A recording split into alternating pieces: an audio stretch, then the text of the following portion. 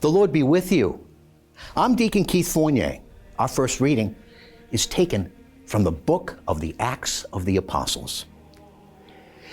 Then Peter stood up with the 11 and addressed them in a loud voice. Men of Judea and all who live in Jerusalem, make no mistake about this, but listen carefully to what I say. Men of Israel, listen to what I am going to say. Jesus the Nazarene was a man commended to you by God, by the miracles and portents and signs that God worked through him when he was among you, as you know. This man, who was put into your power by the deliberate intention and foreknowledge of God, you took and had crucified and killed by men outside the law.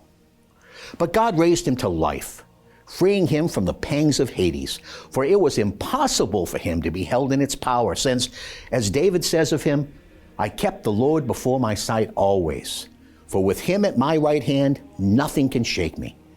So my heart rejoiced, my tongue delighted, my body too will rest secure, for you will not abandon me to Hades, or allow your Holy One to see corruption.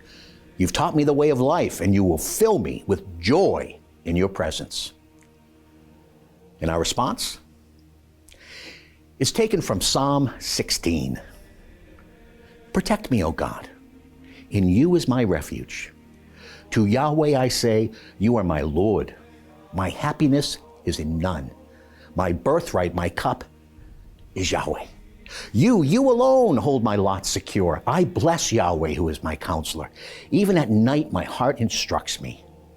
I keep Yahweh before me always. For with him at my right hand, nothing can shake me.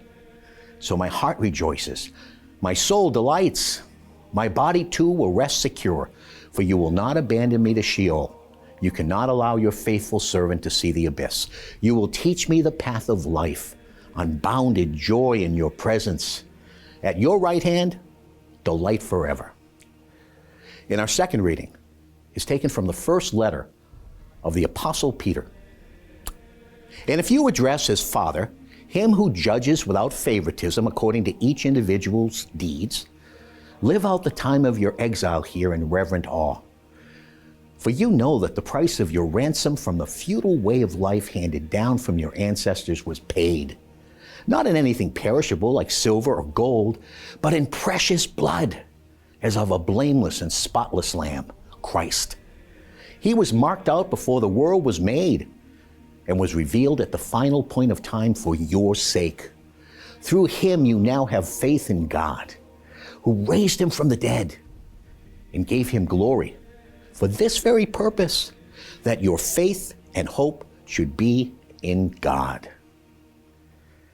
A reading from the Holy Gospel according to St. Luke. Now that very same day, 2 of them were on their way to a village called Emmaus, 7 miles from Jerusalem. And they were talking together about all that had happened. And it happened that as they were talking together and discussing it, Jesus himself came up and walked by their side. But their eyes were prevented from recognizing them. He said to them, "What are all these things that you were discussing as you walked along?" They didn't recognize him. They stopped, their faces downcast. Then one of them, called Cleopas, answered him, "You must be the only person staying in Jerusalem who does not know the things that have been happening there these last few days." And he asked, "What things?" They answered, "All about Jesus of Nazareth, who showed himself a prophet, powerful in action and speech before God and the whole people. And how our chief priests and our leaders handed him over to be sentenced to death and had him crucified. Our own hope had been that he would be the one to set Israel free. And this is not all. 2 whole days have now gone by since it all happened, and some women from our group have astounded us. They went to the tomb in the early morning, and when they could not find the body, they came back to tell us they had seen a vision of angels who declared he was alive. Some of our friends went to the tomb and found everything exactly as the women had reported, but of him they saw nothing." Then he said to them, "You foolish men, so slow to believe all that the prophets have said.